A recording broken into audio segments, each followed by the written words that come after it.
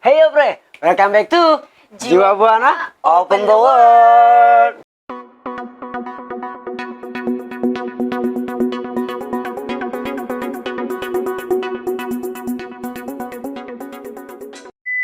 Oke, buat sahabat Buana dimanapun berada, mudah-mudahan semuanya selalu sehat. Amin. Ya. Dan jangan lupa, pokoknya buat kalian yang baru gabung, buat tekan tombol subscribe-nya. Iya benar Bre, harus terus ikutin Jiwa Buana biar pengetahuan kalian makin Luas. lagi. Amin. Ya. Amin. Oke, Bre, kita mau bahas tentang Nepal lagi nih. Iya. Kan kemarin kan lu di Nepal 10 bulan. Ada yang lu datengin tuh kayak mungkin Tamel, tempat apa? Kerajaan ya? Iya, tempat-tempat kerajaan kayak gitu gitu. kan. Terus kayak ada Pokhara juga, terus trekking ke Lantang, terus Wow. ke itu juga, itu banyak banget. Dan saat ini Bre, gue bakalan ngejelasin soal perjalanan gua pendakian ke Mardi Himal. Wow. Jadi lu sempet trekking juga? Sempet trekking Ya kan, pas setelah yang- COVID. Oh. Pas setelah COVID sempet dibuka kan, sempet dibuka trekking dan itu gue sempet jalan. Tapi sebelum boleh. balik ke Indonesia. Boleh. Boleh. Waktu itu udah dibuka sih, udah sempet dibuka. Oh, jadi sempat ditutup, cuman udah sempat dibuka. Udah dibuka makanya terus langsung- sekarang ditutup lagi karena Oh. banyaknya COVID di Nepal saat ini ya. Bener. Membludak. Kemarin itu terakhir ada yang dieksekusi dari Everest Base Camp pakai helikopter karena terjangkit COVID. Akhirnya ditutup lagi. Tapi untungnya pas lu aman ya. Temen gue kena sih. Tapi ada kesulitan nggak pas lu? Kan mungkin kemarin gara-gara COVID, ya kan? Sempat COVID kan, kata lu juga sempat ditutup tadi, terus dibuka. Nah untuk kesananya tuh ada kesulitan nggak sih dibandingkan kayak emang normal nggak ada COVID gitu? Jelas sulit banget Bre. Jadi gini, pertamanya itu kita harus punya tes PCR. Tes PCR. Tes PCR bahwa kita itu negatif COVID gitu kan. Nah itu ketika gue itu udah berapa hari ya, 4 hari sebelumnya itu tes PCR kan, udah harus tes PCR. Nah ternyata temen gue itu positif COVID, yang akhirnya gue cancel perjalanan ya mungkin kayaknya gue juga pernah pernah positif COVID kayaknya, karena waktu itu di hotel banyak banget ya. Ketika masa COVID itu gue tetap di dalam Bre, bener-bener gue nggak keluar, nggak kemana-mana karena gue takut kalau gue ini terjangkit COVID gitu kan. Gue orang luar negeri, bukan warga negara sana, terjangkit COVID itu bisa makin parah, pembiayaannya membludak banget kan, kayak gitu. Yang akhirnya temen gue tes COVID positif, ya udah dia ini dulu dia Rehat. Apa sih bahasanya? Rehat kalau Apa ya? narkoba ya. Ya dirumahkan lah ya. Iya di rumah kan akhirnya gue nggak mau deket-deket lu gitu COVID, takutnya kan gue tertular juga atau gue itu gitu kan. Akhirnya setelah 5 hari kemudian kita berdua tes lagi, dia negatif, gue juga negatif, kayak gitu. Jadi Baru bisa trekking. Nah untuk kemarin itu persyaratannya kita harus mempunyai asuransi senilai tanggungan asuransi itu 4.000 US dollar. Jadi lumayan banget lah, sekitar 40 jutaan asuransi. Wow. Kayak gitu kan, harus ada asuransi. Cuman ternyata setelah di ini gue langsung bikin asuransi, tapi asuransi nggak sampai senilainya, nggak sampai segitu ya. Akhirnya yang bisa itu gue cuman ke Mardi Himal. Itu yang akhirnya gue oke lah, kita ke Mardi Himal aja. Rencananya kan Annapurna kalau nggak Everest kan. Katanya banyak ya. Banyak. Nah ternyata gue cuman bisa ke Mardi Himal doang gitu kan. Nah, akhirnya gue ke Mardi Himal, dari awal persiapan gue ke Mardi Himal gitu kan, persiapan peralatannya gitu kan, terus apa aja yang harus gue bawa, kayak gitu sih. Karena mungkin ya lu sering trekking di Indonesia juga, tapi kan pasti medannya beda dong ya, beda. Iya jelas beda banget medannya gitu kan. Jadi peralatan juga pasti beda lah ya, sedikit berbeda sih peralatannya kayak gitu, tapi peralatan juga tergantung musim Bre. Oh kalau di sana. Kalau di sana tergantung musim. Jadi kayak misalkan kalau musim salju itu kita harus bawa peralatan yang untuk tahan salju gitu kan. Benar. Nah ketika musim panas pendakiannya itu nggak perlu, sama kayak di Indonesia aja gitu, peralatannya sama kayak di Indonesia aja untuk pendakian gitu. Karena kalau dibalik kan juga repot, Bre. Musim panas tuh pakai musim salju. Ya iya. Gerah dong. Oke, kita akan share tentang perjalanan temen gua di Mardihimal. Oke, buat titik keberangkatan lu nih di mana? Di Nepal tuh ke Mardihimal tuh dari mana sih? Gue berangkat itu gue kan adanya di Kathmandu, Thamel gitu kan. Okay. Kathmandu. Dari Kathmandu gue naik bis. Naik bis menuju ke Pokhara. Itu 7 jam. Wow. Perjalanan bisnya 7 jam. Cuman pemandangannya bagus banget sih emang. Teman-teman nanti bisa lihat pemandangan pas di bis itu bagus banget, kanan kiri. Sebenarnya bisa naik pesawat. Cuman gue lebih memilih untuk naik bis karena menurut gue itu lebih menantang. Kalau misalkan kayak naik pesawat, lu bisa langsung datang kali? Iya, langsung datang, cuma 15 menit. Ke gunungnya itu? Ya enggak lah, cuman sampai Pokhara aja. Oh, ke Pokhara itu atau ke Pokhara ya? Bukan nyampe, langsung ke Mardihimal ya? Bukan. Jadi gue perjalanan naik bis 7 jam ke Pokhara. Setelah dari Pokhara itu, gue itu 7 atau 8? sekitar 7 sampai 8 jam. Pokoknya gue berangkat jam 6 pagi. Berangkat jam 6 pagi sampai ke sana itu jam 2 siang. Iya, lumayan banget pegel. Nah, sempat makan siang juga di sana gitu kan, ada makan siang. Di sana ada yang jualan cangcimen gitu. Kagak ada. Cangcimen. Nah, setelah dari Pokhara itu bis itu cuma sampai Pokhara doang kan. Setelah itu gua ambil taksi buat sampai Pedi. Pedi. Di Pedi itu tempat apa? Pedi itu base camp. Start pertama untuk jalan kaki. Sebenarnya bisa dari Dampus, cuman gua ambil jalan kaki gitu kan. Sekitar jam 3, 1 jam perjalanan dari Pokhara ke Pedi gitu kan. Nah, dari Pedi itu gua udah langsung naik tuh trekking.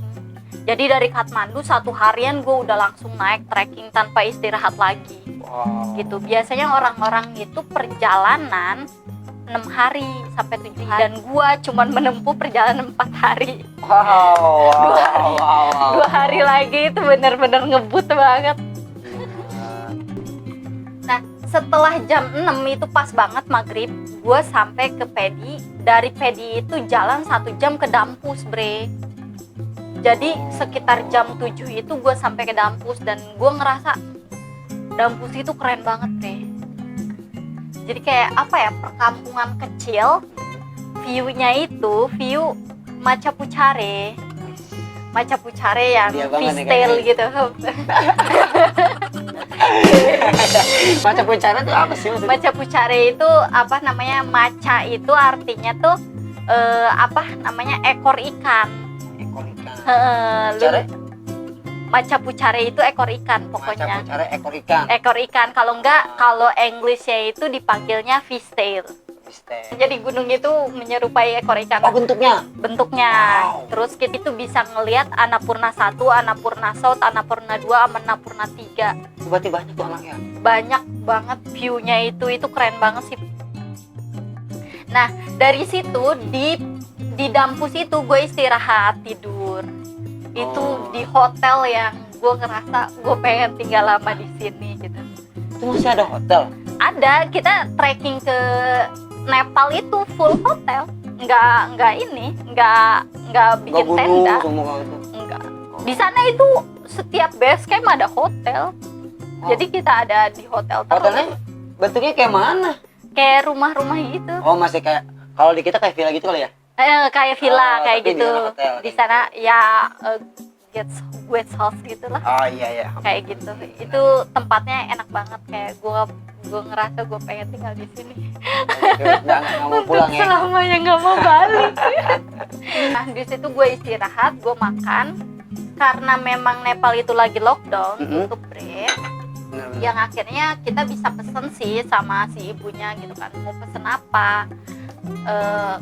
Yang paling gampang apa yang bisa dibikin, ya biasa dalbat dalbat kari sama itu Sama gitu buat kan. nambah tenaga lu juga. Iya, biar gue powernya up nyampe atas gitu. Power Ranger. 24 hours. Jadi lu sampai ke Dampus itu sekitar jam 6 jam 7. Iya, jam 6 jam Sampai 7 gue Dampus, istirahat ke istirahat. sana. Sampai pagi berarti. Iya, Di sampai Dampus. pagi. Di Dampus. Sampai pagi. Nah, jam 5 pagi gue bangun, biasalah lihat sunrise gitu kan, anjay. Sombong. Anak sunrise bukan anak Gue juga, senja. lu jangan sombong bre, gue juga sama, setiap pagi gue ngeliat sunlight. Sunlight Di cuci kamar mandi. piring. Jadi kamu tukang cuci piring di sana? Enggak, gue penikmat sunlight aja. Oke, tuh masih hawa-hawa enak banget itu lah ya. Iya, Lihat enak pemandangan kiri, wow, udah pasti. Jam 3 pagi gue bangun sih, dan gue lihat Macha Pucarenya itu penuh bintang-bintang sama bulan. Aduh, ya ampun, rasanya gue pengen di sini terus gitu.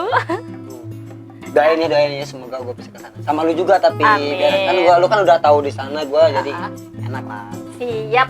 Nah setelah itu Nah, pagi-pagi gue jalan sambil Didinya itu menyiapkan makanan. jadi siapa? Didi itu, kalau Didi itu kayak kalau kita teteh ya, Oh, ke yang lebih tua gitu, teteh, teteh. kita panggilnya Didi. oh Didi. Didi gitu. Oke. Pagi-pagi gue jalan-jalan di sekitaran Dampus, bre, dan itu bagus banget gitu kan, ada lapangannya, ada bunga-bunganya, pohon-pohonnya juga gitu kan. Nanti teman-teman bisa lihat lah kayak gimana sih keindahan Dampus Dampus. itu kayak gitu kan. Setelah jam 7 itu kita langsung dipanggil makan. Dia udah nyiapin namanya roti dari khas Gurung.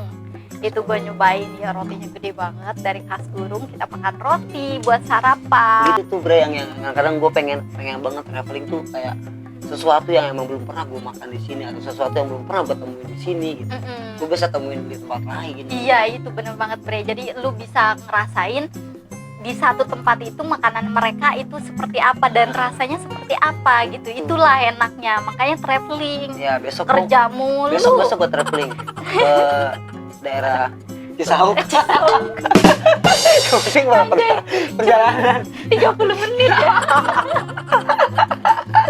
Oke, lu sarapan di Dampus, masih di Dampus nih ya. Dan jam 7 itu gue berangkat. Jam 7 Berangkat terus say hello sama didinya. Gue belajar bahasa Nepal dari dia gitu kan. Gue berangkat dari situ ke apa namanya? American Camp. American Camp. Oke. Australian Camp. Oh, Ke Australian Camp. Di sana bagus banget sih Australian Camp. Biasanya orang-orang itu start dari Australian Camp, Dre.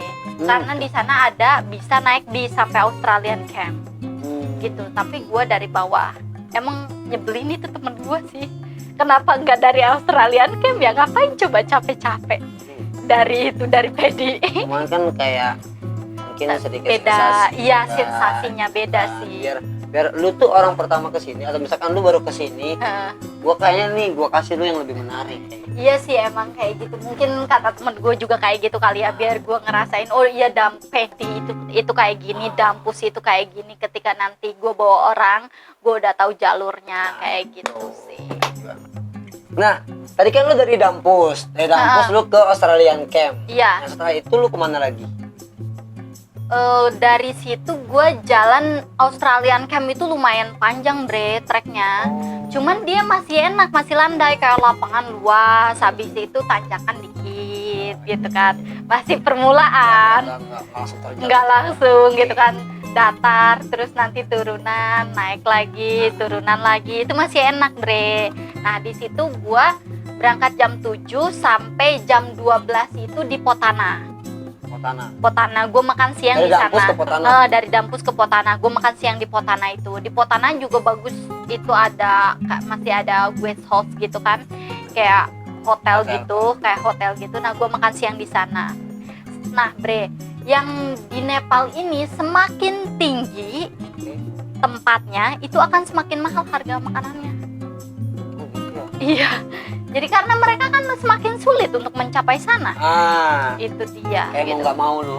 Iya. Mau nggak mau lu bayar sih. Iya, bayar. Lu masa nggak makan gitu kan? Jadi harganya Ya dimahalin sama gitu lah kan. kayak kita wisata, Bre. Iya, Wisata, sama aja semakin sih. kita, maksudnya apa ya, ke tempat wisata tuh kayak kita nggak bawa makanan atau apa, Iya. bisa disediakan, oh harganya mahal banget. Ya mau nggak mau, nggak lu mau harus makan. bayar segitu, Iya. makan, nggak mau ya lu Ya bisa udah, makan. iya. Itu pilihan. Nah, di sana harga itu juga semakin mahal harganya Semakin gitu tinggi kan. semakin mahal.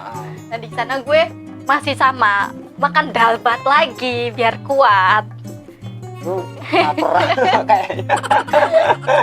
Makan siang, Bre, kan pagi nggak makan kan. Oh, pagi cuman roti aja gitu kan. Siangnya dalbat. Siang makan dalbat gitu. Nah, abis itu jalan lagi dah. Gua setelah Dari istirahat Potana tadi. dari Potana, foto-foto lah biasa. Biasa lah. Momen coy. Iya, iya. Nah, foto-foto dan di sana sih gua ngeliat ada apa namanya kuda. Udah hidup. Kuda mati. Enggak, maksud gua kan kayak tadi lu apa maca pucare itu kan cuman gunung bentuknya ekor ikan, ya kan? Terus lu bilang lu ngeliat kuda, maksudnya kudanya itu apakah gunung bentuk kuda lagi apa gimana? Makanya gua nanya, kuda hidup mati? Kuda itu, Bre, di sana dijadikan alat transportasi. Oh. Alat transportasi buat mereka membawa barang. Itu sampai puncaknya Annapurna, Mardihimal itu dipakai buat itu. Karena udah nggak bisa pakai motor. Lu naik itu apa cuma Enggak. barang-barang doang? Enggak, itu kalau misalkan kayak ada orang yang kayak bawa peralatan buat bikin rumah, keramik dan lain-lain, itu baunya pakai itu. Oh, pakai kuda itu. Pakai kuda itu gitu kan. Tapi itu juga bisa dipakai ketika orang-orang yang pendakian, mereka nggak mau bawa tas gede, biasanya bawa daypack aja, tas yang kecil doang gitu kan. Nah, selebihnya ditaruh di kuda. Itu juga bisa. Tapi kebanyakan dipakai untuk transportasi warga ya. Iya, kayak misalkan mereka mau bawa bahan bangunan semen gitu kan. Terus keramik, terus batu bata dan lain-lain, itu pakainya itu karena jalannya nanjak terus, kasihan sih ngeliatnya. Nah, setelah itu lu kemana lagi? Lu sampai mana tadi? Sampai di Deorali. Deorali. Potana. Potana, sampai di Potana. Di Potana ini ada 2 jalur yang memisahkan antara aku dan dia. Wah. Biarkan waktu teruslah berputar, mencintai kamu penuh rasa sabar. Kenapa harus bersama kalau misalkan harus berpisah? Itu masalahnya. Takdir, Bre. Takdir, karena setiap ada pertemuan pasti ada perpisahan. Oke, ada 2 jalur. Ada 2 jalur Pemisah. pemisah. Itu antara Kalau ke kiri itu, ini kiri bener ya. itu biasanya mama kebalik ya. Biasanya Ini kiri gitu. Ini. Ke kiri itu menuju ke Annapurna. Annapurna. Kalau ke kanan itu menuju ke Mardihimal. Oke. Ke Mardihimal. Jadi gue pilih ke jalur kanan dong, nggak ke kiri karena gue ke Mardihimal. Untuk yang ke Annapurna ini masih di close. Oh, nggak boleh. Nggak boleh. Buka karena COVID. Iya, benar. Nah, kayak gitu. Setelah itu kita ambil ke kanan, lurus terus, kita menuju ke forest camp. Forest camp.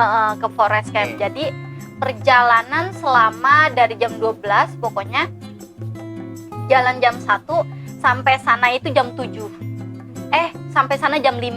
5 sore. Jam 5 sore gitu kan. Istirahat kita di hotel lagi. Di hotel di sana banyak juga hotel sama kayak perkampungan. Nah, itu tempatnya namanya forest camp. Kita bermalam di sana dan makan malam gitu. Berarti kan. kebanyakan di hotel ya, kalau untuk bermalam nggak kayak lu bikin tenda gitu. Enggak bikin tenda, kecuali enak sih. Sebenarnya menurut gua sama aja sih. Itu jalurnya dari Pendi ke forest camp itu jalurnya masih landai lah, masih naik turun, masih enak banget jalurnya. Terlalu terjal lah gitu ya. Belum terjal banget gitu kan. Nah, itu dia. Di sana di forest camp gue bermalam dah di sana gitu kan. Jadi depan rumah itu banyak pohon ganja gitu kan, pohon bunga, terus kayak rumahnya itu gimana ya, batu-batu semua, terus kayak nyaman banget gitu tempatnya. Gue bermalam di situ di forest camp, kita makan, kita istirahat di sana gitu kan. Nah Bre, jadi selama dalam perjalanan ke forest camp itu jalurnya itu enak banget sih, landai gitu kan, dan ketika kita di sana nggak takut nyasar Bre, nggak takut nyasar karena di sana itu ada benderanya. Oh, kayak semacam petunjuk. Petunjuk, jadi dicat di apa namanya, dicat di opo iki ya, dinding mana ada dinding. Di pohon. Di pohon itu gitu ya? di pohon itu dicat gitu kan, di pohon itu dicat, terus nanti kita ngikutin arah cat itu pokoknya kayak Cuma gitu. jangan sampai pudar tuh. Iya, Sekarang kuning enggak. tiba-tiba jadi abu-abu, buyang lu. Itu perasaan petunjuk pertama ada warna kuning daripada abu-abu nih. Iya kan?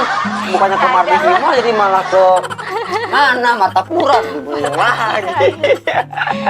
Nah itu jadi kita bisa ngikutin jalurnya itu melalui warna cat itu gitu kan. Warna cat itu kalau nggak salah merah ya gitu kan. Nah di sana juga gue ngelihat ada batu-batu pas perjalanan ke forest camp ya. Itu tuh jadi mereka tuh nyusun batu-batu, di mana batu-batu itu adalah kayak batu keberuntungannya mereka gitu. Batu keberuntungannya mereka itu disusun satu-satu sampai ujung, sampai yang kecil banget gitu. Jadi lu nggak gue jatuhin batu orang lain, gue dimarahin sama guide gue. Nah, lu emang jahil kadang-kadang lu kan begitu. Kamu itu merusak keberuntungannya orang lain gitu kan. Kamu harus merhatikannya lagi. Gimana, susah dong. Gimana? Emang lu udah Gak habis dimarahin. maaf bang, saya udah biasa ngerusak hubungan orang. Ay. Jadi untuk keberuntungan orang lu rusak juga, emang parah lu. Oke, itu tadi perjalanan dulu. Dari mulai dari Kathmandu ya. Ini Iya. masih panjang banget ikut buat ke Masih panjang banget, itu baru hari kedua. Ini Sedangkan masih lu 4 hari empat hari lagi, ya? 4 hari lagi. Nanti kita bakalan lanjut lagi perjalanan gua di hari ketiga, keempat, dan kelima. sampai di Mardihimal. Sampai Makanya dia balik lagi. jangan pernah bosan buat ngikutin kita. Stay terus di Jiwa Buana yang pastinya akan ngasih kalian sedikit informasi ataupun pengalaman terbaru buat kalian yang mau traveling ataupun yang pengen mendengarkan histori atau cerita satu tempat dan makanan-makanan terbaru yang ada di Indonesia khususnya dan umumnya di luar negeri. Mungkin kita akan bahas itu. Makanya tetap stay tune di Jiwa Buana. Jangan lupa subscribe, like, and comment. Way too much fun out in the sun. No pain when it's gone. Took you to prom, dance to our song.